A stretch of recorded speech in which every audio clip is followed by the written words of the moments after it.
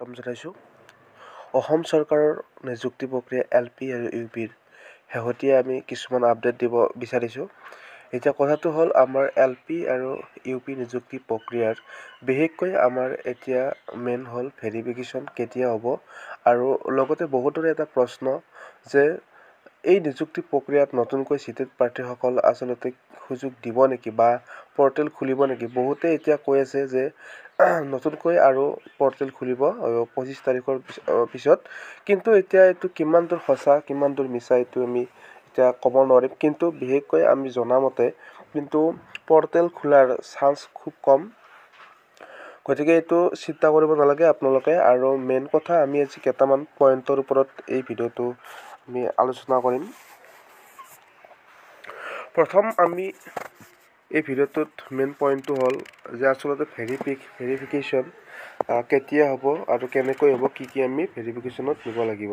এতিয়া প্ৰথম কুৱেশ্যনটো হ'ল ভেৰিফিকেশ্যনটো আচলতে আমি আগন্তুক যিবিলাক নিযুক্তি প্ৰক্ৰিয়া আছিল LP আৰু UPৰ, সেই নিযুক্তি প্ৰক্ৰিয়াত দেখা মতে ভেৰিফিকেশ্যন এমাহৰ পিছত হয়, কিন্তু এইবাৰো অতি সোনকালে অনুষ্ঠিত কৰা হ'ব। আৰু আমাৰ হয়তো মাৰ্চ মাহৰ একদম শেষৰ ফালে আমি এই ভেৰিফিকেশ্যনৰ ডেটটো এক্সপেক্ট কৰিব পাৰোঁ। আৰু এই ভেৰিফিকেশ্যনসমূহ আচলতে কেনেকৈ হ'ব, এইটো হ'ল আপোনালোকৰ যিখন জিলাত আপোনালোকৰ প্ৰিফাৰেঞ্চ দিছিল, সেই প্ৰিফাৰেঞ্চ জিলাখনৰ মতে এই ভেৰিফিকেশ্যনৰ আপোনালোকৰ লিষ্ট আহিব, আৰু সেই লিষ্ট মৰ্মে আপোনালোকে আপোনালোকৰ নিজৰ যিখিনি ডকুমেণ্টছ সেই ডকুমেণ্টছখিনি দেখুৱাব লাগিব তাত গৈ পেলাই। এইটো আমাৰ হ'ল।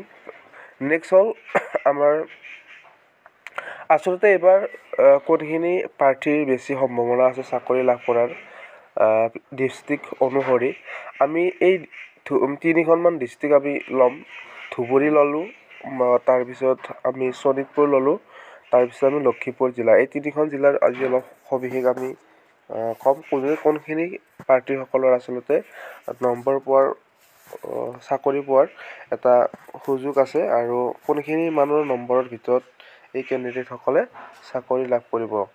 এতিয়া আমি যদি ধুবুৰী ডিষ্ট্ৰিক্টখন চাওঁ, ধুবুৰী ডিষ্ট্ৰিক্টখনত আমি যদি চাওঁ তেতিয়াহ'লে তাত আমি NIOS যিখিনি কেণ্ডিডেট আছিল সেই কেণ্ডিডেটসকলক নধৰি বা BEd উত্তীৰ্ণ এইখিনিক নধৰি বা ORS এইখিনি গোটেই লগাই পেলাই যদি আমি নধৰোঁ, তেতিয়াহ'লে ইয়াতে আমি অলপ ইয়াৰ 56 মানৰ পৰা OBC কেণ্ডিডেটসকলে আমি অলপ আশা কৰিব পাৰোঁ ধুবুৰী জিলাখনত।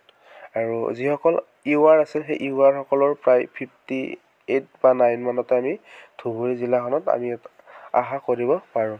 তাৰপিছত আহিল শোণিতপুৰ জিলা। শোণিতপুৰ জিলাৰ আমি OBC কেণ্ডিডেটসকলৰ মিনিমাম 57ৰ পৰা আমি আশা কৰিব পাৰোঁ, আৰু OBC সকলৰ UR সকলৰ বাবে আমি মিনিমাম 60 আমি তাত ধৰিব পাৰোঁ।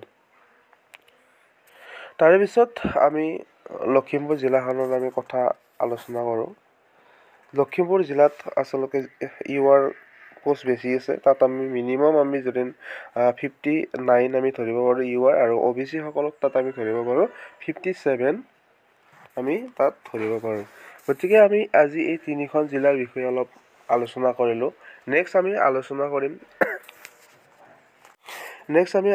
কৰিম যে LP UP নিযুক্তিৰ এপইণ্টমেণ্ট কেতিয়া দিব। আৰু এইটো আপোনালোকে গমেই পাইছে, এপইণ্টমেণ্ট লোকসভা যি আমাৰ নিৰ্বাচন হৈ আছে, হ'বলৈ গৈ আছে, তাৰ আগত এই কেণ্ডিডেটসকলে নিযুক্তিখিনি লাভ কৰিব। তাৰে পিছত আৰু আমাৰ কিছুমান কুৱেশ্যন আজি ভিডিঅ'টোত আলোচনা কৰিম।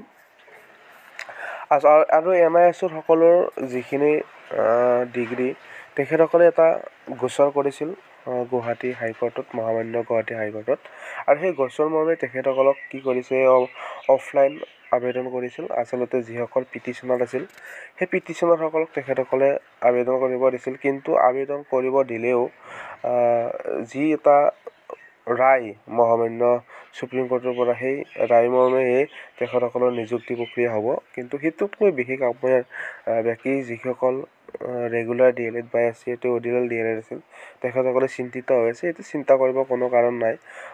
আচলতে তেখেতসকলৰ ডিগ্ৰীটো আচলতে মহামান্য সুপ্ৰিম কোৰ্টৰ পৰা আদেশ পালেহে তেখেতসকলক চাকৰি পোৱাৰ সুবিধা দিব।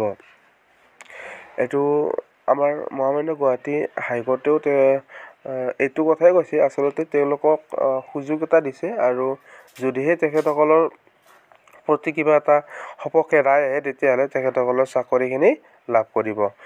নেক্সট আমাৰ কুৱেশ্যনটো হৈছে